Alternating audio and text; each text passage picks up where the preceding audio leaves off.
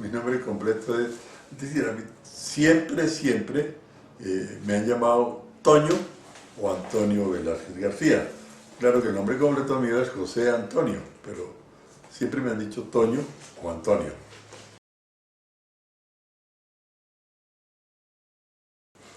Por allá en los años 40 y qué, 41, 40, como 43, 44 más o menos, ¿no?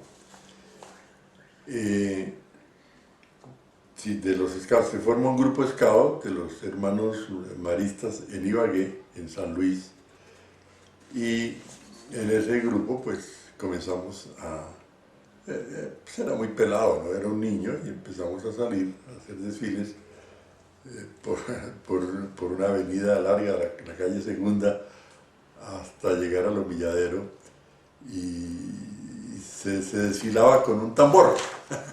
Y es de lo que yo más me acuerdo, de así actividades, porque así campamentos, todo eso, pocón de pocón, ¿no? Realmente no. Yo en esas ya termino, hago mi promesa, me quedo ahí y entro al seminario, ¿no? Allí había un sacerdote que realmente él había sido scout y era muy interesante, y él sí participaba de excursiones muy interesantes con nosotros, participaba hartísimo. De todas maneras, cuando yo ya me retiro de esa experiencia, que eso es ya por allá que años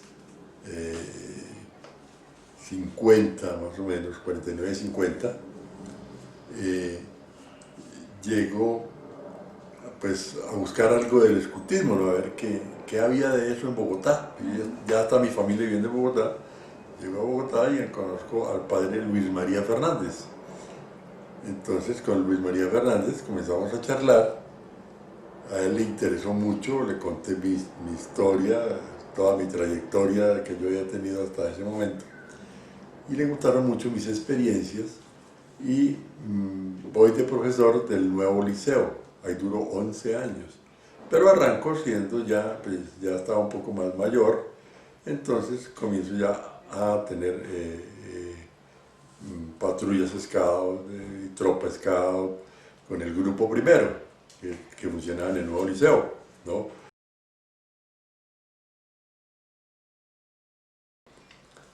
Actividad scout muy interesante, ¿por qué razón? Porque nosotros recibimos una enseñanza fabulosa, de unos seminaristas mexicanos, seminaristas y sacerdotes, ¿no? Que venían aquí a especializarse. Ellos eran padres del oratorio de San Felipe Neri, y ellos venían a adiestrarse acá, y lógicamente el padre Fernández pues los aprovechaba enormemente porque él pertenecía al oratorio, y teníamos el mejor adiestramiento posible de ese momento. Yo creo que nosotros recibimos de una fuente fabulosa, que era el escultismo de México, y lo traían estos seminaristas y sacerdotes, y era muy bueno, pero exageradamente bueno. Es decir, ya estaba en ese momento, cuando yo llego donde el padre Luis María, ya entro, ya como ya había hecho promesa y toda esa cuestión, lógicamente pues en mi grupo entonces, renuevo, pero de todas maneras ya lo había hecho antes, entonces yo entro a ser jefe de tropa y guiado y dirigido y ayudado por los mexicanos.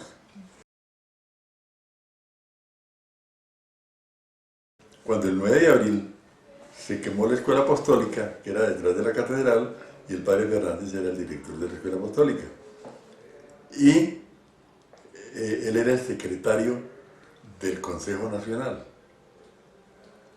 Y le escribió a todas las asociaciones de que el 9 de abril le habían quemado todo. Y le enviaron tantos libros que él formó una biblioteca que tenía, era un cuarto que tenía, póngale usted, unos 7 metros de largo por unos 6 metros de ancho, y ese todo era de anaqueles y libros scout. Fabulosa la biblioteca que tenía. Y esa fue la biblioteca que nosotros pues pudimos recibir, es decir, ese fue el aporte que nos dieron, pero fabuloso, porque cuando eso no había absolutamente nada, es que el escultismo estaba en nada, pero nada en nada, es decir, había grupos scout,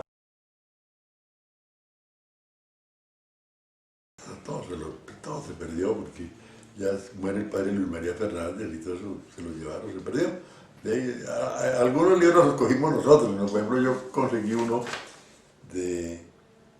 muy interesante de un salvadoreño, muy espiritual el libro, ¿no? Muy interesante ese libro, vale la pena que se pudiera conseguir porque es de una espiritualidad para la primera clase, para la excursión de primera clase, para las vigilias. No, realmente es muy difícil recordar el nombre de ese libro, pero era muy, pero muy interesante. Bueno, había otra cantidad allá en francés, es que de todos los países le enviaron. Hay un libro francés que lo tiene mío, que lo cogió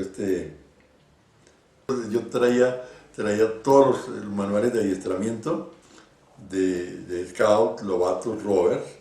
¿Qué más traía yo? Traje todos los libros que traje, él se los llevó. Yo traje una cantidad de equipo de adiestramiento que todo eso debió de perderse porque nadie le paró bolas. Y había cosas muy interesantes ahí. Es que todos eran interesantes. Estaba el escultismo para muchachos, que poco se conseguía en esa época, y entonces eso había que conseguir esa traducción de México. Y era muy, muy difícil conseguirla, ¿no? Era que al fin hubo una época en que se hizo y la reprodujeron en Medellín, en Antioquia, y hubo una traducción muy interesante, que fue la única que cuando estaba Salvador Fernández. De esa época, que es época de bárbaras naciones, ¿no? Existían los grupos del Padre Fernández, ¿cierto? La Central Católica de Juventudes, hoy Central de Juventudes. Entonces existía la Central Católica de Juventudes y él era el que más scout tenía, manejaba mayor cantidad de muchachos. Estaban los padres jesuitas que tenían dos grupos, que era San Bartolomé de la Merced y San Bartolomé Nacional, ¿no? Y estaba el campestre, ese también tenía un grupo scout. Y había otros sueltos, independientes del grupo octavo, que lo dirigía Hernán Biesner Durán, ese era el director. Ahí participó mucha gente. En ese grupo estuvo, por ejemplo, Galán, Luis Carlos estuvo ahí, fue Lovato, ¿no? Y había una foto que estaba en la Oficina Nacional donde estaba Luis Carlos Galán de Lovato, ¿no? ¿Quién más estuvo en ese entonces? Que fue uno que fue comandante del ejército, uno calvo, el general Ospina, ¿no? Él también fue miembro de ese, y lo dijo, lo comentó hace poco cuando él ya se iba a retirar, que le preguntaron si algún recuerdo de los scouts del grupo octavo con Hernán Biesner Durán. Cuando yo empiezo a buscarme a Hernán, porque Hernán en ese momento era el jefe local de Bogotá, y el regional era Luis Carlos Adames, que lo nombró Jorge Moreno Soler, que era el jefe scout nacional, lo nombra de director, de jefe regional de Cundinamarca, y Luis Carlos Adames nombra a Hernán Biesner de jefe local. ¿Cuál es la labor de Hernán Biesner Durán? Es cuando él pretende, Hernán Biesner quiere unificar todo. Me decía Toño, es que es imposible que sigamos nosotros unos por aquí, otros por allí, y se mete mucha gente que no debe estar en este asunto. Entonces, esto se debe unificar. Ya en ese momento, en el año 59, se había iniciado ALCO. Hernán Biesner comienza a capitalizarme para que pues, yo entre al movimiento a ver qué hago. Porque acaba de suceder en el año 59, en enero, la Asamblea Nacional, que es la que viene a unificar. La anterior fue en Manizales, donde nombraron al coronel Agudelo y a Jorge Moreno Soler. Le dije, Toño, necesitamos que en este diciembre, terminada la asamblea, se celebraba un curso preliminar a la encina de madera, que fue una insignia de madera de 5 días dirigida por Salvador Fernández Bertrán, y entonces necesitamos que tú asistas a eso. y ya yo ya empecé a conocer mejor el escultismo, ya en una forma no tanto nacional, sino más internacional, a participar más del movimiento Scout. Ahí ya entro yo en una etapa diferente.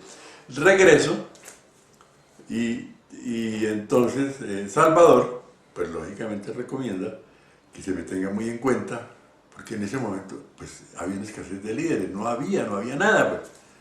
Y entonces, lógicamente, comienza mi adiestramiento. Me mandan a tomar insignia de madera en San Pedro de Lara, en Venezuela. Tomo mi insignia de madera de Scout, eso todavía es cerquita del año 59. Cuando eso, a ver, ya existía la oficina nacional, ya habían abierto oficina nacional. ¿Quién la había abierto?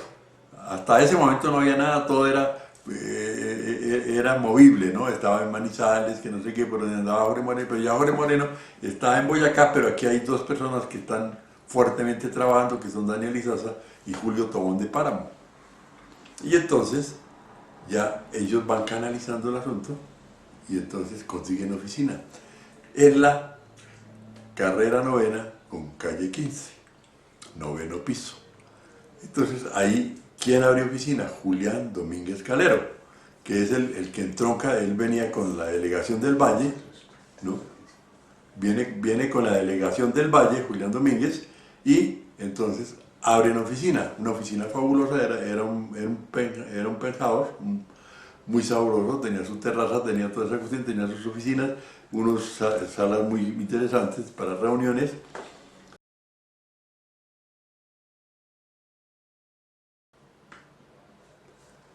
Hombre, la formación que yo recibí. Realmente, si algo le debo yo, es al escultismo, la persona que fui, ¿no? Realmente yo, pues me fui superando, me fui haciendo, ¿qué es lo que busca el escultismo, no? Hacerlo a uno, hacer el ciudadano, hacer el hombre, ¿no? Y entonces, eso es de lo que yo más, lo que mejor recibí del escultismo fue la formación Scout, ¿no?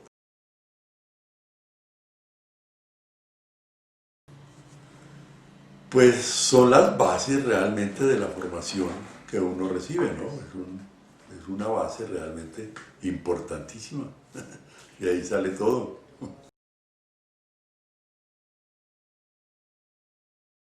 Pues que fue un hombre con una visión increíble. Pues yo estoy muy de acuerdo con lo que dice William Gilcourt, de que él debió de ser fracasado, porque estuvo en el ejército y lógicamente pues él fue dando sus vueltas hasta llegar a hacer algo por la juventud. Y donde estaba siempre era tan bueno que sobraba, es decir, ya si era la parte administrativa, era un hombre que llegaba a las 5 de la mañana, muy madrugador, muy malo para cualquier administrativo, y entonces era un fracaso. Tanto que el rey le recomienda, le dice: señor, jubílese, sí, hágase ejecutivo de los Scouts, jubílese, y entonces quiere decir que el Estado le paga a usted los servicios de ejecutivo.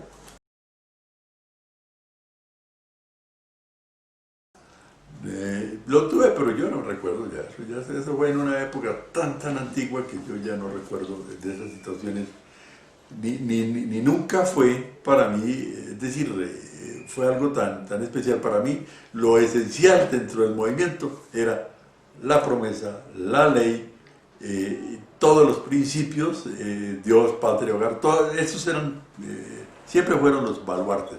Para mí lo enseñé, me preocupé por enseñarle, nunca le exigí a mis scouts que el uno se dijera lobo rampante, algunos se ponían perfecto, pero no lo tomé como cosa muy importante, pero sí, realmente yo vivía muy pendiente de que vivieran el escultismo con todo su entusiasmo.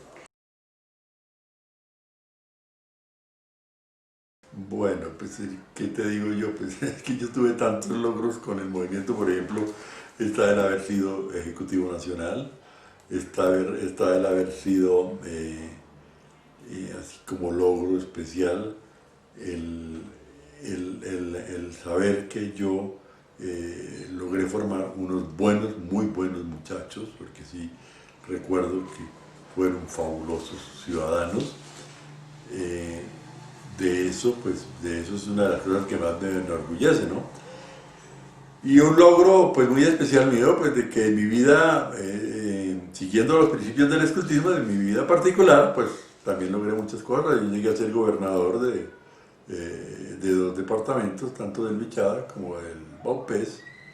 Estuve en esas regiones, pues, dirigiéndolas como pues como scout, porque realmente eso es lo que uno aprende dentro del movimiento y dirigir y manejar todo ese personal y poderle servir muy bien a la patria. Yo creo que eso está dentro de mis logros. Y el haber sido también ejecutivo de la Oficina Mundial de los Scouts, que yo recorrí gran parte de la América ayudando a formar mucha juventud. Es decir,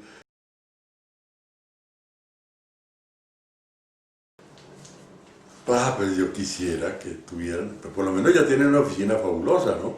Pero que un campo escuela, la formación, para mí, lo que se debiera pensar más, es decir, un jefe scout que llegara al movimiento scout, lo que debía pensar es en formar la juventud. ¿Cómo la forma? Adiestrándola. Hoy dicen que con no sé qué cuestiones, para mí sigue la palabra como la mantienen los gringos, como la mantienen los ingleses, training, adiestrando. Entrenamiento. Adiestrando. Esa es la palabra lógica que debe existir. Y quien esté ahí, ya sea con el sistema de Gilwell, ¿no? Claro que se han utilizado otros sistemas, está análisis por sistema, fueron muchos sistemas que se utilizaron y fracasaron. El sistema de Gilwell, yo les decía que no era sino aplicar, acoplar eso que estaban aprendiendo al sistema de Gilwell, y eso era muy bueno. Lástima que eso se tiene muy descuidado. Creo que es una de las cosas que se han descuidado bastante, que es el sistema de Gilwell. Qué bueno que el sistema de Gilwell fuera base de la formación de toda esa juventud. Siempre, es decir, el que logre permanecer en el movimiento, pero viviendo los ideales, todo lo que programa el escultismo, si logra vivir más de 6 meses, es un buen ciudadano, ¿no? Ahí yo creo que está sirviendo lo mejor para la patria, ¿no? Si no se logra mucho, por ejemplo, que un niño no permanezca más de 6 meses, se pierde mucho, porque realmente el escultismo es una buena escuela de formación.